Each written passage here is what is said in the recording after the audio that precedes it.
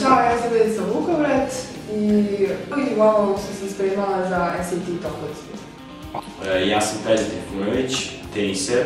Ćao, ja sam Radnja Vagan i treniram odbojku.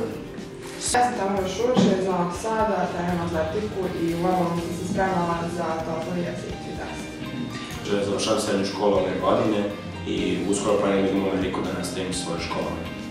Pa, u planu mi je bilo da imam što veći skor na ova testa da bih mogla da uzmem što veću stipendiju, da ne bih ništa plaćala i da bih otišla prvenstveno zbog sporta, a i zbog akademskih studija koje su mi takođe bitne u životu.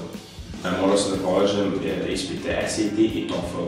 Moj skor na SAT je bio 950, a skor na TOEFL ispitu je bio 81. Na SAT sam dobila 1080 bodova, a na TOEFL više nego što sam tražila. SAT sam položila sa 1100 bodova, a TOEFL sam položila sa 74 bodova. Smatram da profesori u Avalonu jako dobro poznaju materiju engleskog jezika i pre svega jako dobro poznaju kako učenici, to je studenti koji hoće da studiraju u inostranstvu, trebaju da se spreme konkretno za ova dva ispita za koje sam se ja spremao i nisu me zamarali nekim nebitnim stvarima, nego su mi odmah pokazali kako se čini da se bavim, to jest kako šta da radim.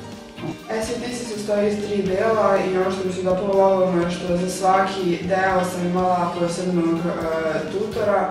U ovom mi se najviše dopala atmosfera svih koji rade i koji su me učili, koji su me pomagali da se spremim, pošto je atmosfera uvijek jako su prijateljski nastrojeni i uvijek su željni da pomognu, iako je u pitanju testovi, iako je pored toga ako nešto treba. Za ova dva ispita sam se spremala 3 meseca i prezadovoljna sam stručnošću predavača ove škole. I svi ja bih preporučila da dođu ovde.